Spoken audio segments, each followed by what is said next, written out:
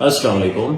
اچھا، آج کی جو ویڈیو ہے اس کا ایک بہت ہی امپورٹنٹ مقصد ہے آپ لوگوں کو یہ سمجھانا کہ جب ہم اپنی ڈیلی روٹین میں اپنے بچوں کی ڈائٹ کے اندر انڈے کا استعمال کرتے ہیں تو اس میں سے ایک کون سا پارٹ ہے جو زیادہ بہتر ہے، جو بچے کی ڈائٹ کے اندر ہمیں ہمیشہ شامل کرنا چاہیے، اور اس کی شامل کرنے سے کتنی افادیت ہو سکتی ہے۔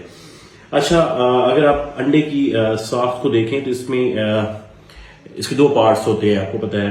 ایک تو ایگ وائٹ ہوتا ہے جس کو ہم وائٹ پارٹ کہتے ہیں ایگ کا، یہ ہے وائٹ پارٹ اس کا، اور اگر اس کو ہم کھولیں تو اس کے اندر یہ زردی، اس کے بعد یہ زردی شامل ہوتی ہے۔ اچھا، اس میں یہ ہوتا ہے کہ اگر آپ ایگ وائٹ کو دیکھیں تو اس کا جو 90% کانٹینٹ ہوتا ہے وہ ہوتا ہے واٹر، اور باقی جو 10% کانٹینٹ ہے وہ ہے پروٹین، البومن اور گلوبولن جیسی امپورٹنٹ پروٹینز ہوتی ہیں، جو کہ بچے کی جو برین کی فنکشننگ ہے، یعنی کہ جو دماغ کی نشو و نما یا گروتھ اور اس کی تندرستی جو ہے اس کے لیے بڑی ہی امپورٹنٹ ہے۔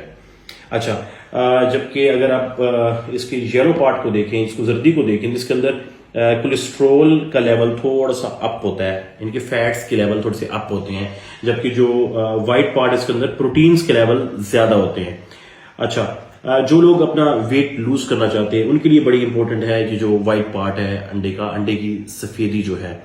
اس لیے میں ہمیشہ ریکمینڈ کرتا ہوں کہ آپ لوگ اپنے بچوں کو انڈے کی جو سفیدی ہے وہ ان کی ڈائٹ کے اندر لازمی شامل کریں۔ اس سے ایک تو ان کی جو برین کی فنکشننگ ہے وہ بہتر ہوتی ہے، اس کے علاوہ اگر کوئی بڑے یوز کرنا چاہیں اپنی ویٹ کو لوز کرنے کے لیے تو ان کے لیے بہت امپورٹنٹ ہے۔